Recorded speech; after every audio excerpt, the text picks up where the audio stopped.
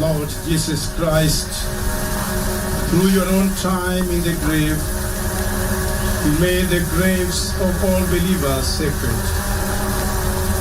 May the body of our beloved brother, General Francis Omondi Ogola, lie peacefully in the earth, and may he participate in your resurrection through the power of the Holy Spirit.